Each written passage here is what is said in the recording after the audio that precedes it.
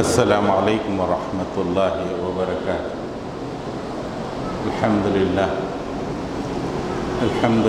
نحمده ونستعینه ونستغفره ونؤمن به ونتوکل علیہ ونعوذ باللہ من شرور انفسنا ومن سیئات اعمالنا من یہد اللہ فلا مضل له ومن یضلل فلا ہادی له ونشهد أن لا إله إلا الله وحده لا شريك له ونشهد أن محمدا عبده ورسوله أرسل بالحق بشيرا ونذيرا وداعيا إلى الله بإذنه وسراجا منيرا اللهم صل على محمد وعلى آل محمد كما صليت على إبراهيم وعلى آل إبراهيم إنك حميد مجيد اللهم بارك على محمد وعلى آل محمد كما باركت على إبراهيم وعلى آل إبراهيم إنك حميد مجيد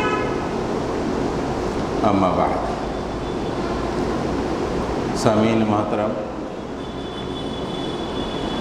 آل انڈیا مسلم پرسنل لا بورڈ پورے ہندوستانی سطح پر ایک مہم چلا رہا ہے کہ نکاح کو آسان بنایا جائے۔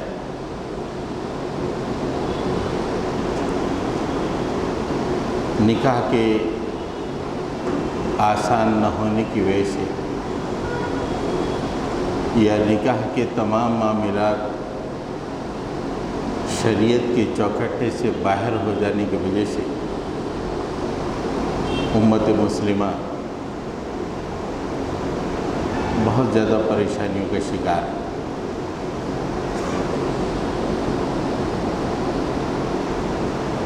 مسلم پرسنل لا میں اب تک جتنی بھی معاملات پریشان کن آئے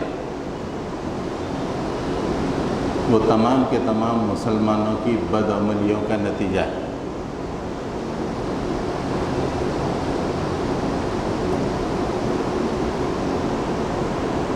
بی جے پی کی اس وقت ہندوستان میں مضبوط حکومت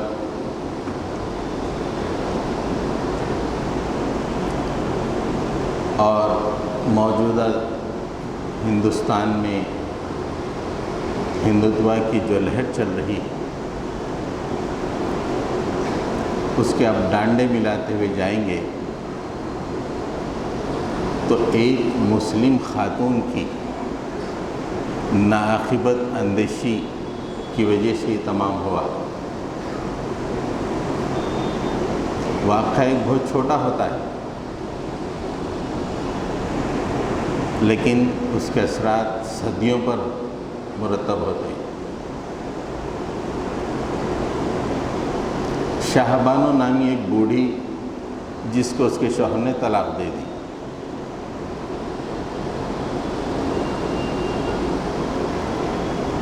شاہ بانو نے اسے انا کا مسئلہ بنایا۔ اس نے کورٹ میں مقدمہ دائر کیا۔ کورٹ نے ایسا فیصلہ سنایا، یہ 1984-85 کی بات ہے۔ کورٹ نے یہ کہا کہ شاہ بانو کو جب تک وہ زندہ رہے گی اور دوسری شادی نہیں کرے گی اس کے سابقہ شوہر کو نان نفقہ ادا کرنا چاہیے۔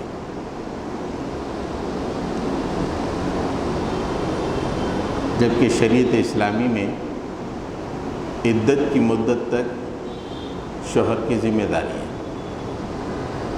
یہ سراسر یہ فیصلہ مسلم پرسنل لا میں مداخلت تھا۔ مسلمانوں نے بہت احتجاج کیا اس زمانے میں۔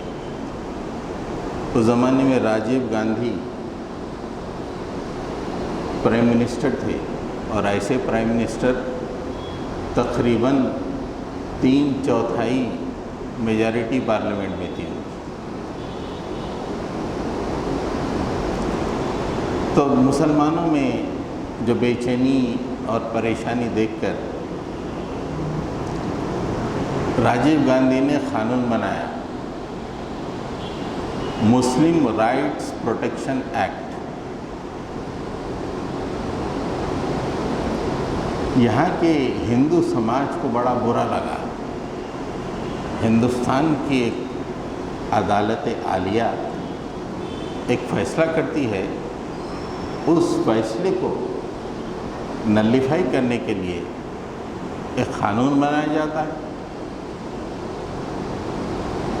تو اب ہندوؤں میں بے چینی شروع ہو گئی۔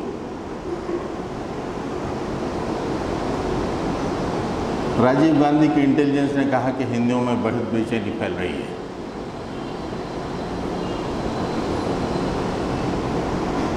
تو راجیو گاندھی کے مشیروں نے کہا کہ بابری مسجد کا دروازہ کھلوا دیجیے، اور الیکشن قریب ہے تو اس کا شیلانیاس بھی کروا دیجیے۔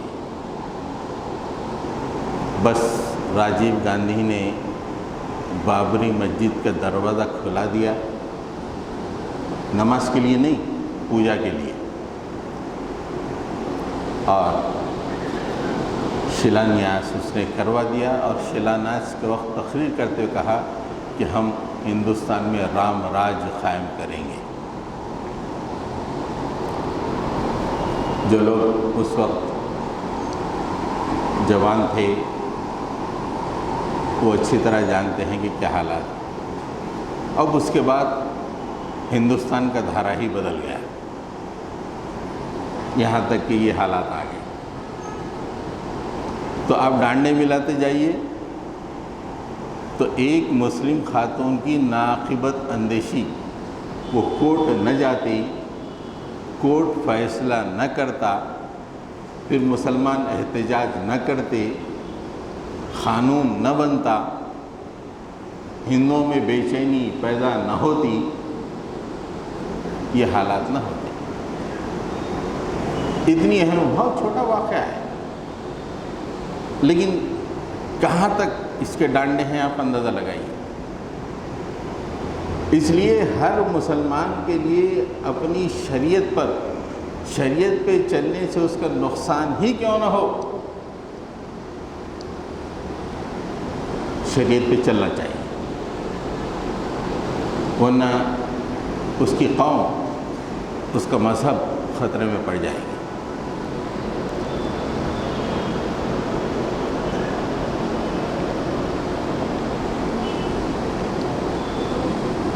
ابھی 3 طلاق کا قانون بھی آیا۔ یہ تمام باتوں کے پیش نظر مسلم پرسنل لاء بورڈ نے سوچا کہ بیرونی لڑائیاں تو چلتی رہیں گی ہماری، لیکن اندرونی ہمارے اپنے سماج کو ہم ٹھیک کر لیں گے۔ تو اب سارے ہندوستان میں یہ مہم چل رہی ہے کہ پہلے اپنے شادیوں کے نظام کو درست کیا جائے۔ حضرت گرامی، شادیوں کے نظام کو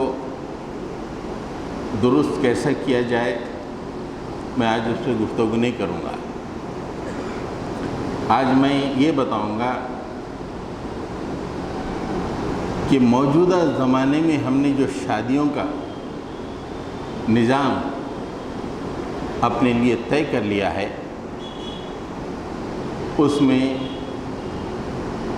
مسلمانوں کے لیے بحیثیت قوم کتنا بڑا نقصان ہے۔ بظاہر تو بہت اچھا لگتا ہے شادی خانے میں بیٹھے گفتگو کرتے ہوئے، کھاتے پیتے، لیکن پوری قوم کو ہماری شادیوں کے نظام سے کتنا نقصان پہنچ رہا ہے، وہ میں آپ کے سامنے رکھوں گا۔ پھر آپ حضرات طے کر لیں کہ یہ نظام ہمارے لیے صحیح ہے، جو ہم بہت ہی خوش دلی کے ساتھ اس کو قبول کرتے ہوئے چل رہے ہیں۔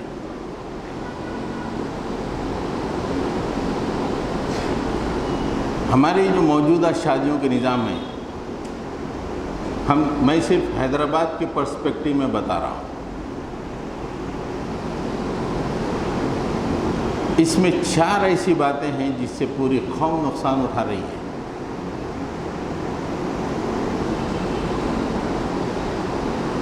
پہلی دو باتیں قوم کے مزاج کے تعلق سے.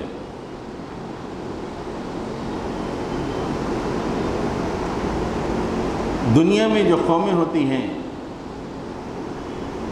کچھ قومیں سیادت کے منصب پہ ہوتی ہیں، حکمرانی کے منصب پہ ہوتی ہیں. کچھ قومیں غلامی محکومی کے مقام پہ ہوتی ہیں.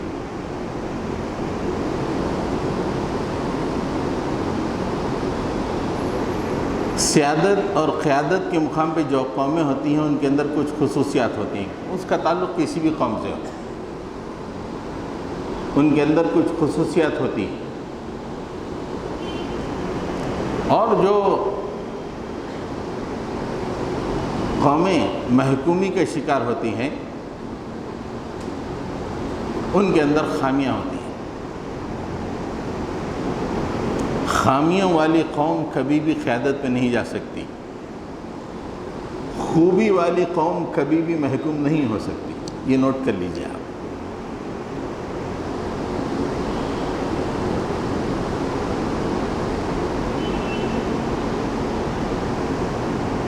ایک خوبی جو سیادت کے مقام پہ رہنے والی قوم کے اندر ہوتی ہے،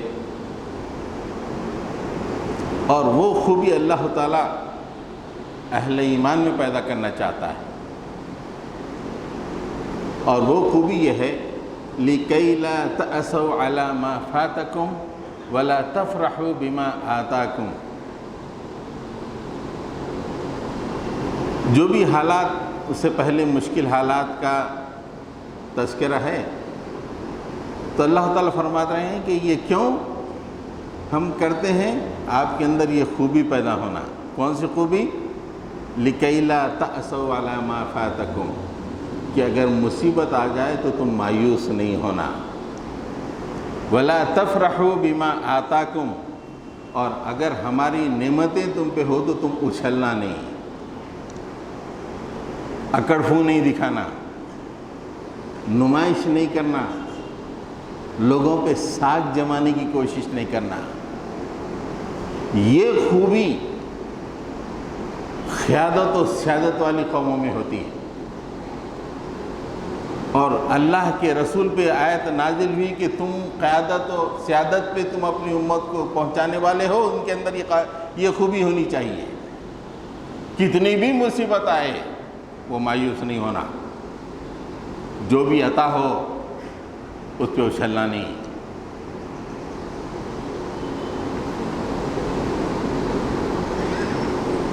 خوشی جو ہوتی ہے، آدمی خوشی اللہ تعالیٰ کی عطا پر یا اللہ تعالیٰ کی نصرت پہ آدمی کو خوشی ہوتی ہے. اگر انگریزی میں کہا جائے تو اگر کوئی آدمی اچیومنٹ کر لیا، کچھ کوششیں کرنے کے بعد وہ حاصل کر لیا، حاصل کب ہوتا ہے؟ جب اللہ کی نصرت اسے ملتی ہے. تو ظاہر بات ہے ہر آدمی کو خوشی ہوتی ہے کہ میں نے اتنی کوشش کی، یہ مجھے حاصل ہوا. ویسے بغیر کوشش کے بھی اللہ تعالیٰ کچھ دے دیا.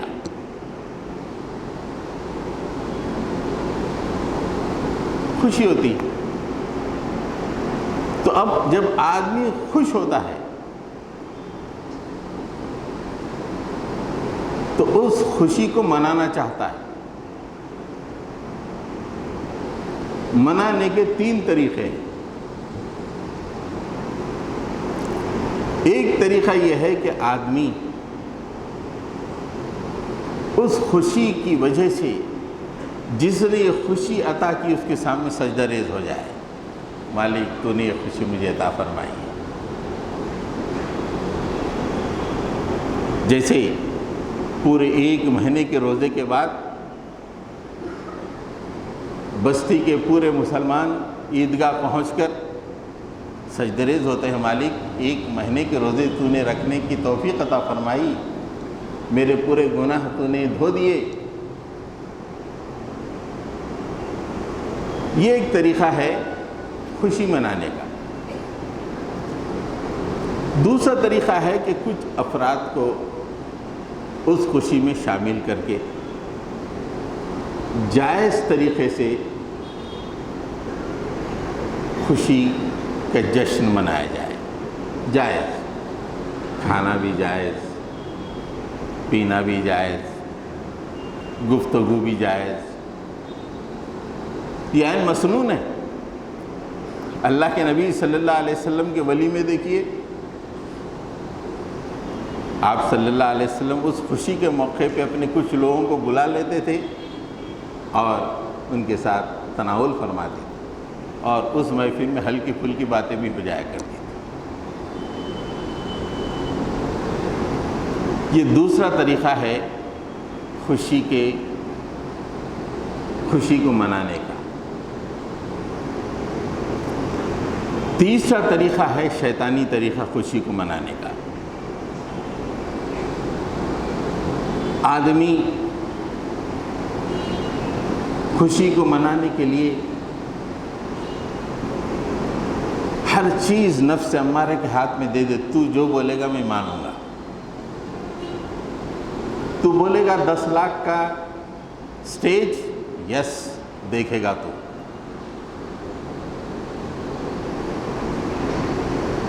5 لاکھ یا 10 لاکھ کا شادی خانہ، یس.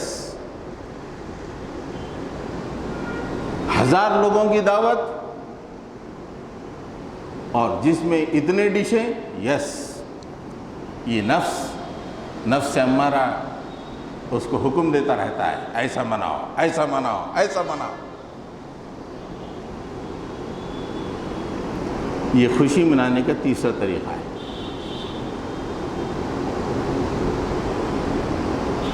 اور یہ جب تیسرا طریقہ ہوتا ہے، اس کو قرآن مجید کہتا ہے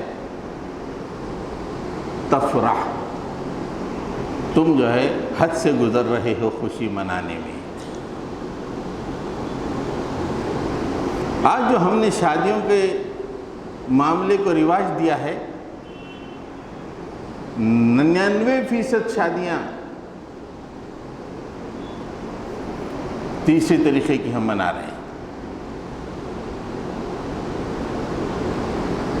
شادی کے زمام کار شیطان کے ہاتھ میں ہے. اتنا خرچ اندازہ نہیں لگا سکتے آپ. یہ بس 2-4 گھنٹے کی بات نہیں ہے. یہ دراصل قوم کے مزاج میں تبدیلی، کہ قوم کے اندر یہ مزاج پیدا ہو رہا ہے کہ اللہ نے عطا کیا ہے تو اچھلو، بتاؤ، نمائش کرو. پوری قوم نے اس مزاج کو قبول کیا. جب قوم کا مزاج یہ بن جاتا ہے تو غلام بن جاتی. آج ہماری جو شادیوں کا رواج ہے، یہ مسلمانوں کے مزاج کو ایسے بدل دیا کہ معمولی سی چیز پہ یہ بوکھلا رہے. ایک چھوٹی سی تقریر کسی نے بنگال میں کر دی، یہاں مسلمانوں کے چہروں پہ مایوسی. کیوں؟ ہم صرف اچھالنا سیکھ گئے. اچھلنا، اللہ کی عطا پہ ہم اچھلنا چاہتے ہیں، بس اچھلنا.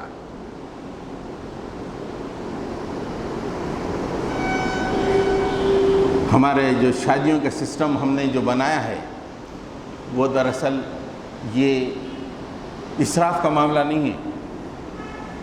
یہ دراصل وہ مزاج کو فروغ دے رہا ہے جو ہم کو غلامی کے غار میں ڈھکیل رہا ہے.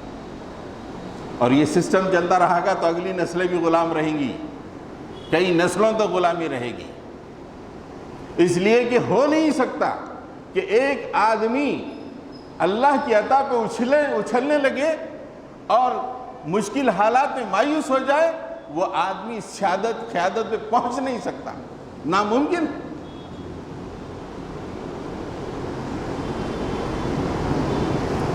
سب سے بڑا نقصان یہ ہے ہماری شادیوں کا کہ مسلمانوں کے مزاج کو غلامانہ مزاج بنا رہے ہیں. ہمارے نوجوان جب عقل کی عمر کو پہنچتا ہے تو اس کے دل میں پہلی انگڑائی یہ کہ میرا ولیمہ شاندار، شادی شاندار ہونا، بس یہ پہلی انگڑائی اس کے سینے میں آتی ہوتی ہے۔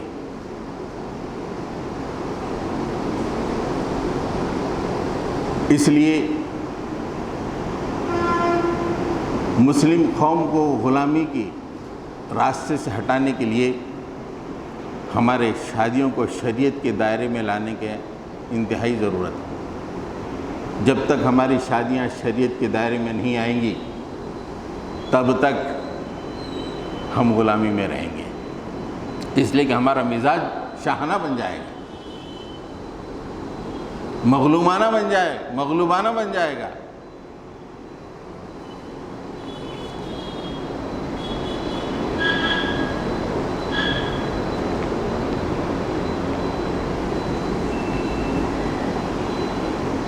قوموں کا ایک مزاج ہوتا ہے،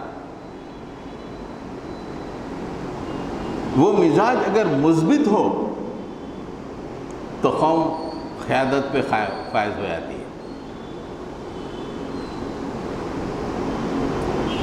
اور قوم کا مزاج منفی ہو غلام ہو جاتی ہے۔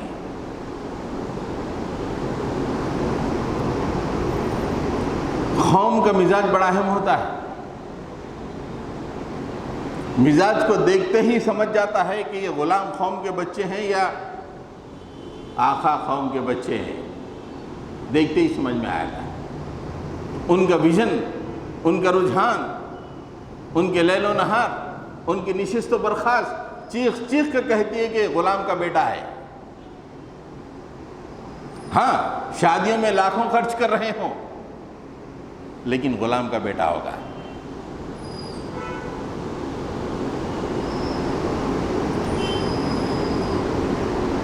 مثبت رجحان، مثبت مزاج ہونا چاہیے قوم کا۔ اس مثبت مزاج کو قرآن کریم میں کس طرح دی گئی ہے؟ اسے کہا جاتا ہے ایلاف۔ ایلاف یہ اللہ تعالیٰ کی نعمتوں میں سے ایک نعمت ہے، جس کا تذکرہ اللہ تعالیٰ اس چھوٹی سی صورت میں کیا ہے جو اللہ نے قریش پہ کیا، جو ہم بچپن ہی میں یاد کر لیتے ہیں۔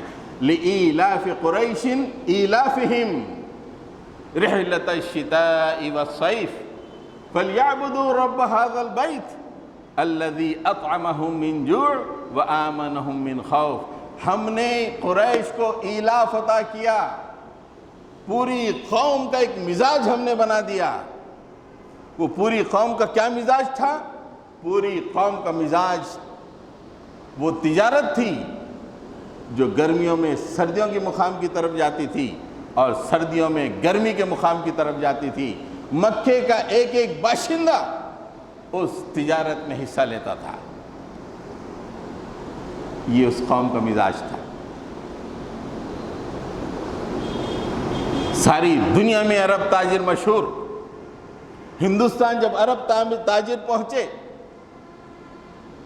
تو یہاں عرب کے ہندوستان کے ساحل پہ اسلام کا سورج جگمگانے لگا۔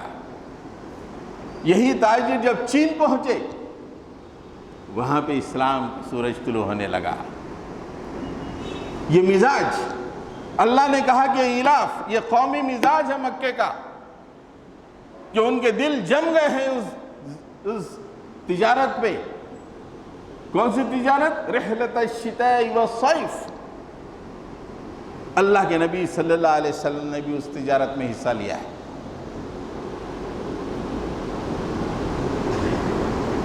یہ مثبت رجحان تھا، مثبت مزاج تھا قوم کا، جس نے ساری دنیا میں عرب تجارت کی ساکھ بٹھا دی۔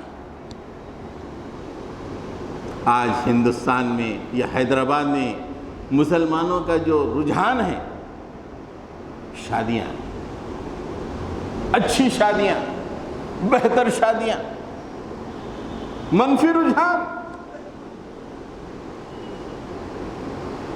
ایسا منفی رجحان کہ قیادت اور سیادت والے اسے مشغول رکھتے ہیں، چلو رہنے دو، اس میں مشغول رہنے دو۔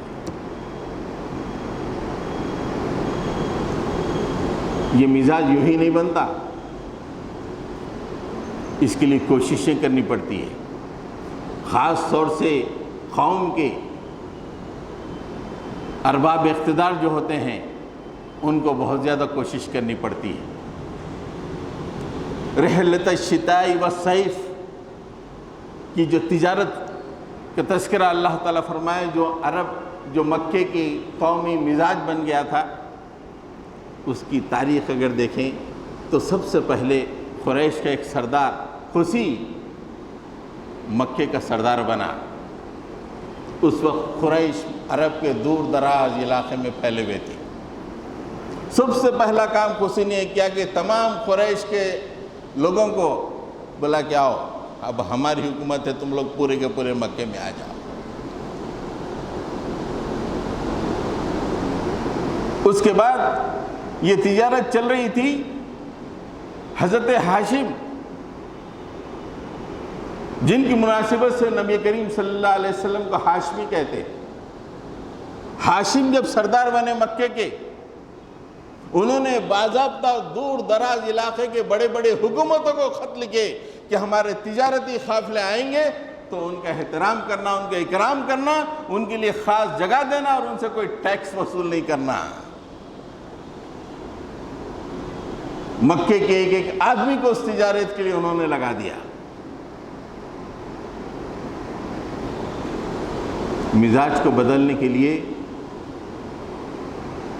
قوم کے ارباب کا بڑا خاص رول ہوتا ہے۔ یہاں قوم کے ارباب بڑے بڑے شادی خانے کھول کے بیٹھے ہوئے ہیں کہ کر لو شادی۔ مسلمانوں کے جتنے مالدار ہیں ایک ایسے شادی خانوں کی چین کھول دیے ہیں جس میں ایک معمولی شادی 5 لاکھ سے کم نہیں ہوتی ایک دن میں۔ یہ مزاج مسلمانوں کے ارباب پیدا کر رہے ہیں، غلامانہ مزاج، منفی مزاج۔ قوم کے جو بڑے ہیں ان کو چاہیے کہ ان کے لیے تعلیم کو فروغ دینا چاہیے، مسلمانوں کے اندر ان کو ترقی دے جانی چاہیے۔ نہیں، یہ لوگ پورے مسلمانوں کو شادیوں میں مشغول کر رہے ہیں۔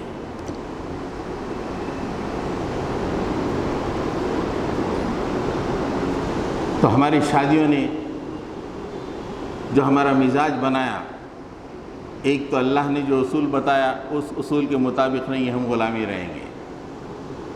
دوسری، یہ مزاج ایسا منفی مزاج ہے کہ ہم سیادت کے مقام پہ جا نہیں سکیں گے جب تک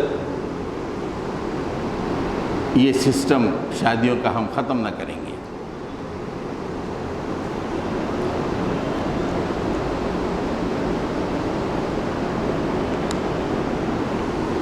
حضرت گرامی، دوسرا اہم پہلو ہے معیشت۔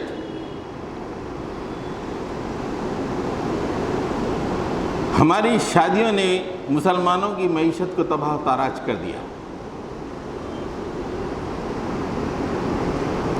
ہزاروں کروڑوں روپے ایک ایک سال میں انہوں نے تباہ و تاراج کر دیا۔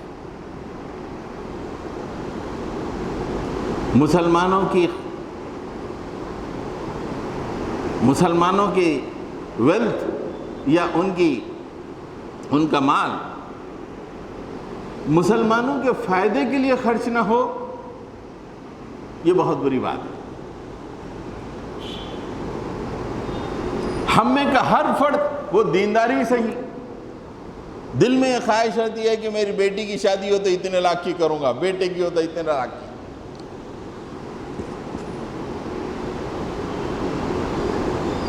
معیشت بڑی اہم ہوتی ہے۔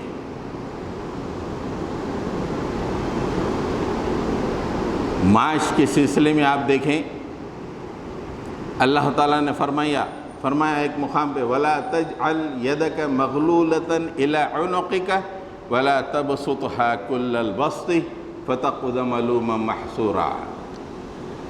نہ کنجوسی کرو، محاورہ استعمال ہوا ہے، ہاتھ کو گردن سے نہ باندھ کے رکھو، مطلب کنجوسی مت کرو، اور نہ ان ہاتھوں کو کھلے چھوڑ دو جیسے ہم شادی خانوں میں کھلے چھوڑ دے رہے ہیں۔ نتیجہ کیا ہوگا کہ ایک وہ وقت آئے گا تم اپنے آپ کو ملامت کرو گے، کہیں سے کوئی مدد نہیں آئے گی، محصور ہو جاؤ گے۔ یہ اللہ تعالیٰ کا قانون ہے، دنیا کی کوئی طاقت اس قانون کو بدل نہیں سکتی۔ آج آپ نے یہ اپنی معیشت کو تباہ کیا، کل آنے والا دن بہت برا ہوگا، کوئی ساتھ نہیں دے گا۔ یہ کھانے والے واہ واہ کیا بہترین ہے، کون ہے بھئی، کون پکایا ہے بھئی، کون باورچی ہے بھئی، کیا پلاٹر ہے، کیا، یہ بول کے چلے جائیں گے۔ لیکن جب وہ دن آئے گا آپ ملومم محصورہ بن کے بیٹھے رہیں گے، کوئی آپ کو سلام کرنے تک نہیں آئے گا۔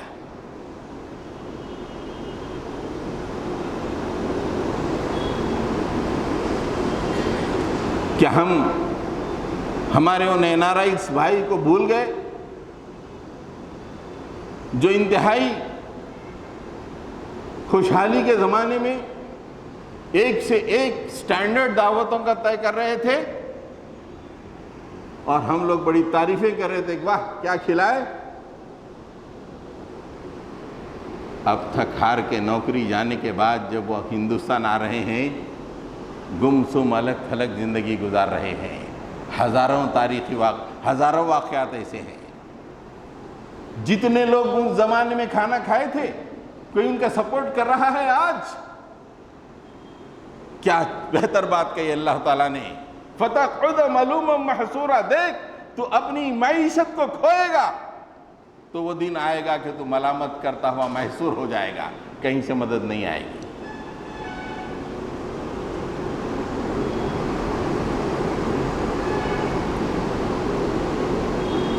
پیسے جب خرچ ہوتے ہیں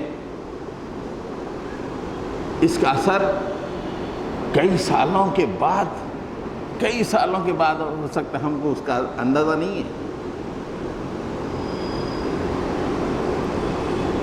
1981 میں ایسی دعوتیں نہیں تھیں جیسے آج کل کی دعوتیں ہیں۔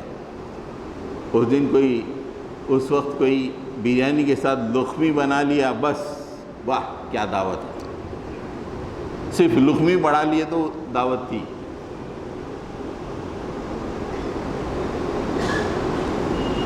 ایک صاحب اس وقت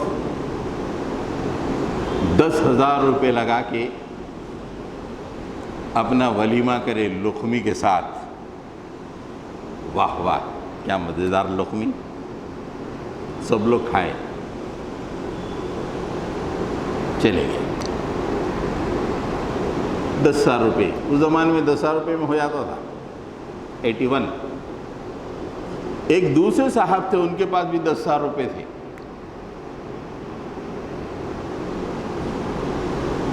وہ ذرا لائق آدمی تھے، انہوں نے کیا کیا، اس زمانے میں مہیشورم کے آس پاس کئی 5,000 روپے ایکڑ زمین مل رہی تھی، 2 ایکڑ زمین لے لی۔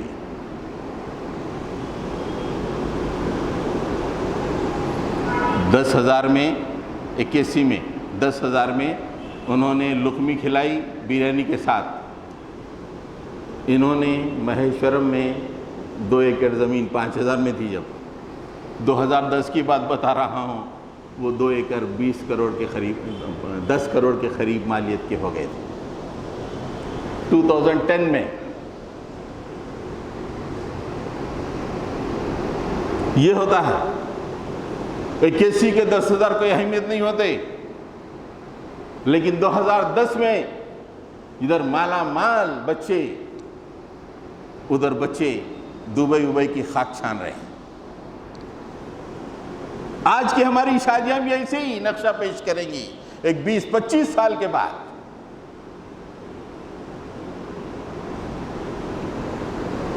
مسلمانوں کو اگر پیسے خرچ کرنا ہے تو انویسٹمنٹ کرنا چاہیے۔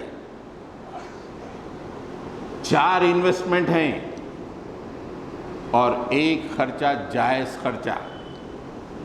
گھر چلانے کے لیے جو ضروری خرچہ ہے بس وہ خرچہ، وہ 1 خرچ، اس کے ساتھ 4 انویسٹمنٹ کرنا ہے۔ اپنے پیسوں کو اس میں خرچ کرو، یہ پلاٹروں میں نہیں، یہ بریانیوں میں نہیں، یہ شادی خانوں میں نہیں، اپنی ساکھ جمانی کے لیے نہیں، محصور ہو جاؤ گے، معلوم ہو جاؤ گے۔ آج جو بھی پیسہ ہے آپ کے پاس، انویسٹمنٹ کرو 4 معاملوں میں۔ سب سے پہلا، آپ اپنے بچوں پہ انویسٹ کیجئے، انہیں بہترین تعلیم سے آراستہ کیجئے، عمدہ سے عمدہ تعلیم دیجئے۔ سب سے بہترین انویسٹمنٹ بچوں کی تعلیم پہ جو ہوتا ہے وہ انویسٹمنٹ ہوتا ہے۔ وہ اس فرد کا انویسٹمنٹ نہیں بلکہ پوری قوم کا انویسٹمنٹ ہوتا ہے۔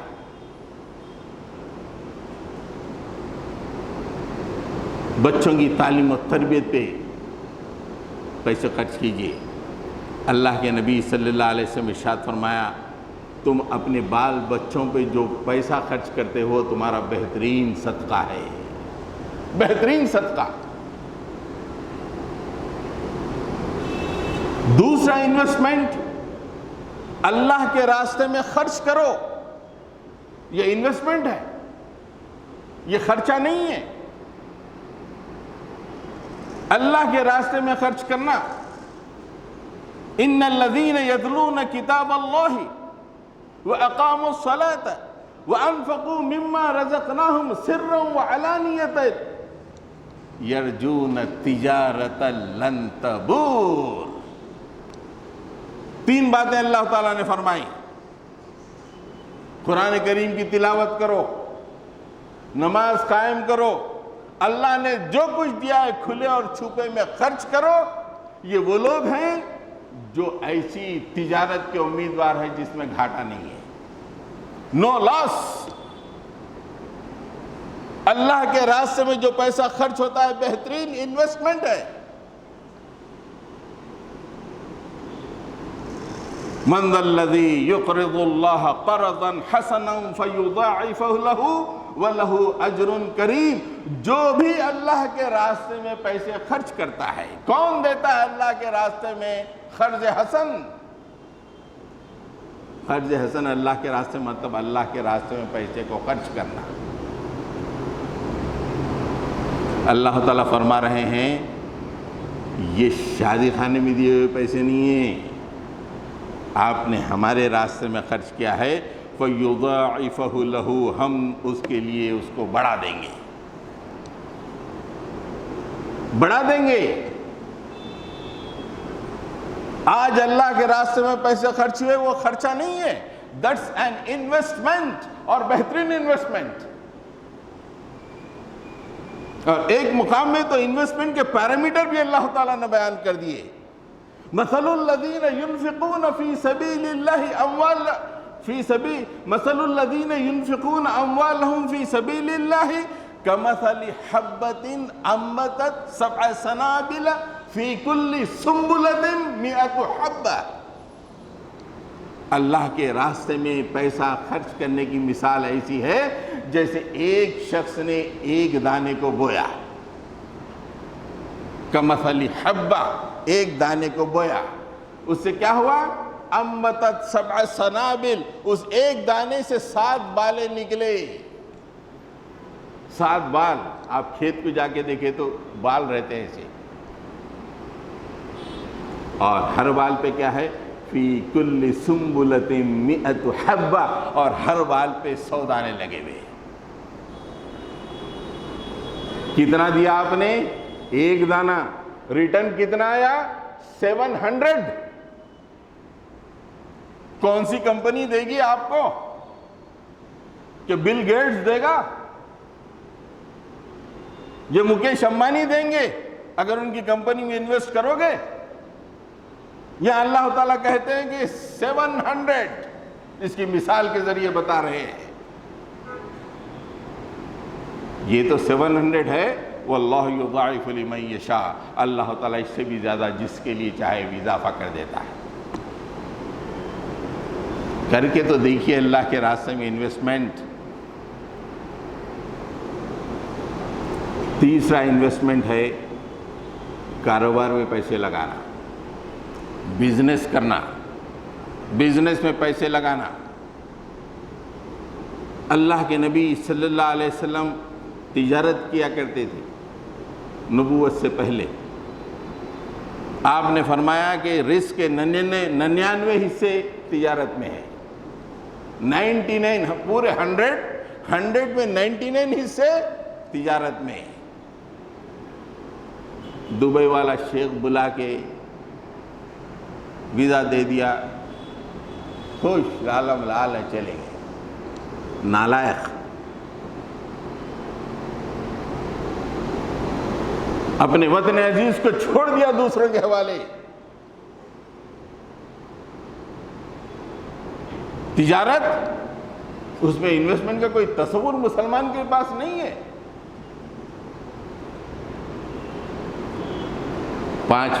چوتھا انویسٹمنٹ ہے کسی اموویبل پراپرٹی میں انویسٹ کیجئے،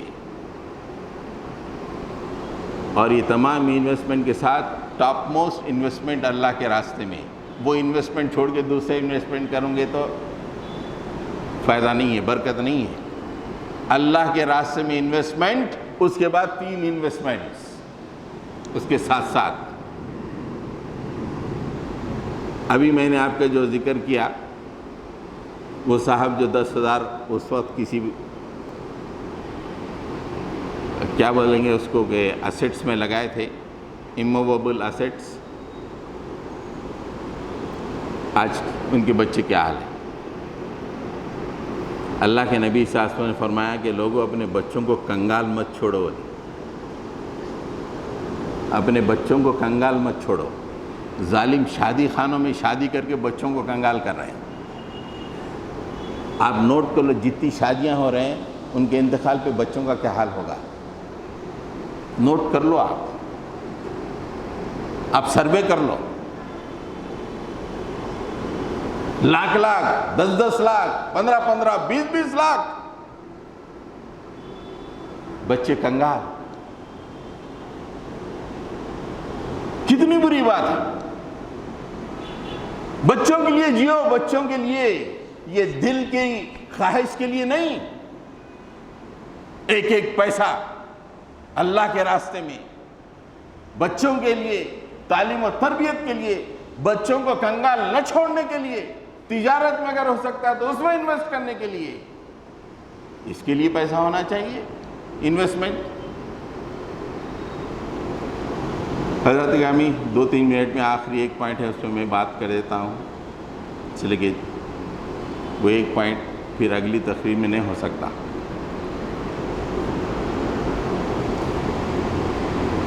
جو قوم وقت کی اہمیت جانتی ہے وہ قیادت کرتی ہے، وقت کی اہمیت جو جانتی ہے وہی ساری دنیا میں حکمران رہتی ہے۔ دراصل وقت جو ہوتا ہے یہ قوم کا سرمایہ ہوتا ہے، پیسے نہیں، وقت ہے، کسی بھی قوم کا سرمایہ وقت ہوتا ہے۔ آج امریکہ جو ساری دنیا پہ حکمرانی کر رہا ہے، اس کی گھڑیاں جا کے دیکھیے، سیکنڈ کے بعد مائکرو سیکنڈز میں بھی گھڑیاں ہوتی ہیں، مائکرو سیکنڈز میں۔ جو لوگ تاجر ہیں، جو لوگ گورنمنٹ کے پورٹلز استعمال کرتے ہیں، جی ایس ٹی یا سینٹرل ایکسائز کے، جب پیمنٹ کرتے ہیں تو گھنٹہ، منٹ، سیکنڈ، مائکرو سیکنڈ تک بات آئی تھی کہ پیمنٹ کس مائکرو سیکنڈ میں ہوا وہ نوٹ ہوتا ہے۔ یہ قیادت کرنے والی ہیں۔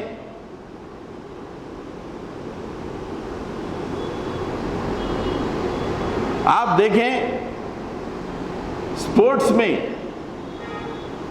میں 100 میٹرز رننگ ہوتی ہے، وہاں پہ پورے کے پورے 10 سیکنڈ تو بھاگتے ہی ہیں، جیتتا کون ہے؟ مائکرو سیکنڈ سے نینو سیکنڈ میں جو آگے ہوتا ہے وہی جیتتا ہے۔ سب سے آخر بھی 10 سیکنڈ بھاگتا ہے، پہنچتا ہے 10 سیکنڈ میں۔ اپنے پاس 10 نہیں، 10 گھنٹوں کی اہمیت نہیں ہے۔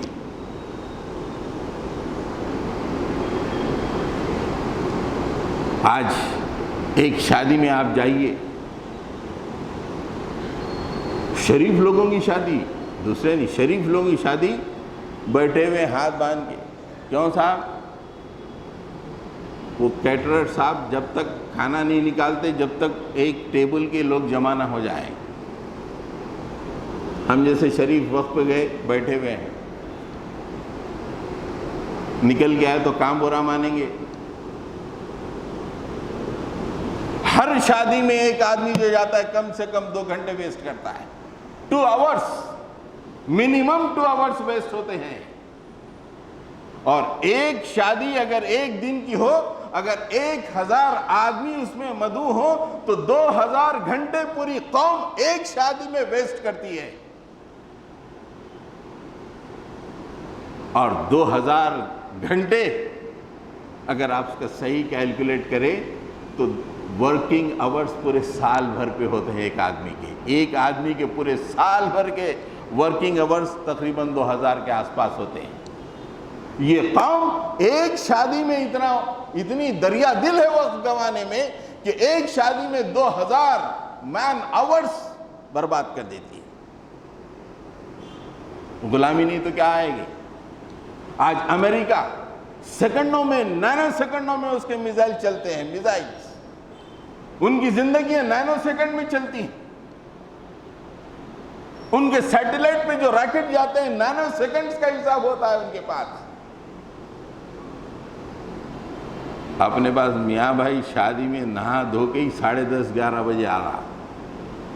اس کے آنے تک 10 یا 9:30 بجے جو لوگ شادی خانے آتے ہیں اس کا انتظار کرتے رہے. شادیوں کے اس رواج کو ختم کر دیجیے. جب تک یہ رواج رہے گا ہم غلامی کے گڑھے میں جاتے رہیں گے. ہماری شادیاں ہمیں غلامی کے غار میں ڈھکیل رہی ہیں.